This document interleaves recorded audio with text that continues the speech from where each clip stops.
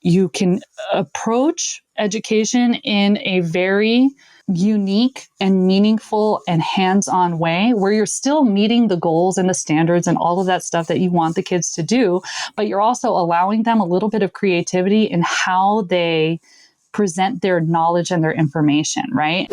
Yeah, I'm inspired by what we're talking about. I've already made a ton of notes. I'm so glad. So you started off with sharing something that was challenging. It was an experience in that very important time in life, 9, 10, 11 years old. It was expectations and grades and things and socially with parents. So I'd love to go forward now and talk about kind of like your mission and your passion. And can you just share with us, why is education your chosen field, Taleen? I was born with it. As silly as it sounds, I've known since I can remember that this was my calling in life, and I can't question it. I've never had anything else in mind. Like, I've known through and through that teaching and education was my thing, right? So I went through a pretty traditional education in my upbringing, right? Okay. K through 12. And then when I went into college, I immediately went into a teaching program. So I was cohorted with 50 people at a public university, huge university, but I was with the same 50 people who knew that they wanted to do elementary education. Okay. And throughout this program, so I was 17 when I graduated high school. And so I'm 17 years old in other classrooms, taking notes, observing, writing lesson plans, and just knowing that this is what I want to do. And I'm looking at education being approached differently from different teachers that I'm observing and at different levels. Like, I even observed, we had a preschool on campus. It was interesting. They had like a two-way mirror and hanging microphones that the kids didn't know, but we would just sit behind the two-way mirror, observe, take notes on like how the interactions were going and things like that. And then we would be sent out to other schools in the area at varying socioeconomic statuses, varying grade levels, varying all these varying things, right? And then you're just kind of seeing what it is. And then in my senior year, I had to do my student teaching because I was getting my bachelor's and my credential at the same time. Okay. So in order to get your credential, you have to go through some student teaching.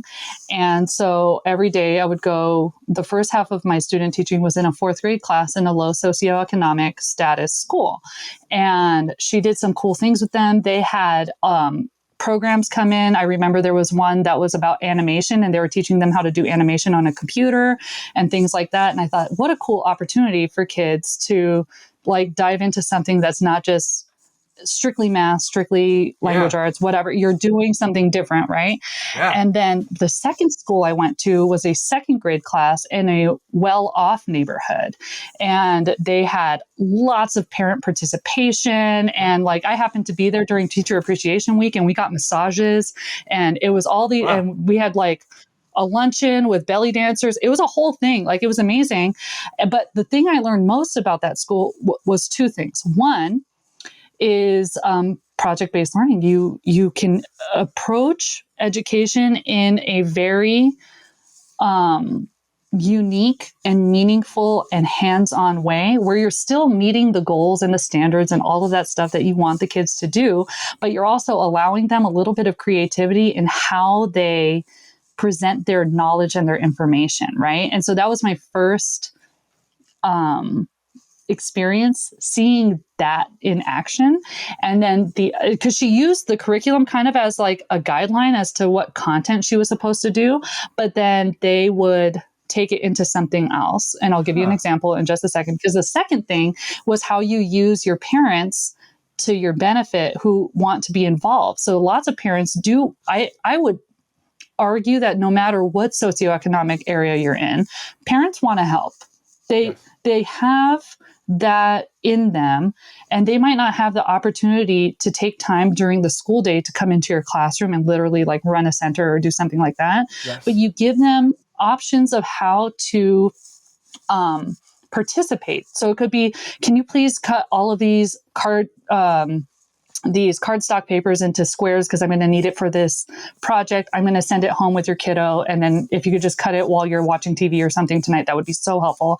And things like that, right? So you just a way to build that community and bring in all the stakeholders in a kid's education. It's huge. And it drives a lot of why I do what I do.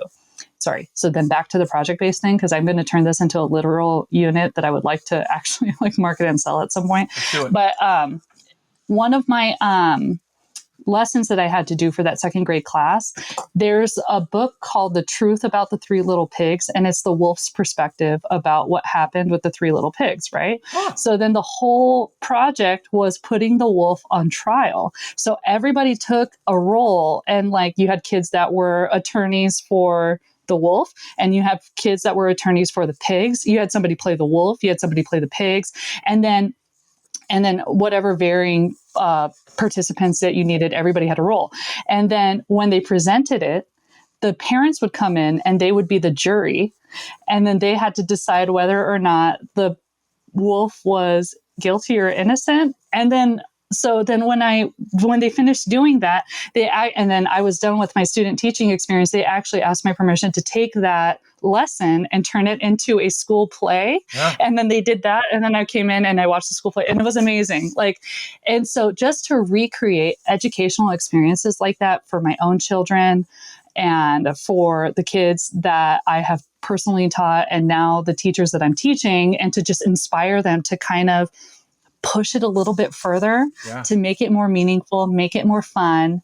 You learned about, the justice system a little bit in that process. You were reading, you were analyzing, you were writing, you're doing all of these things.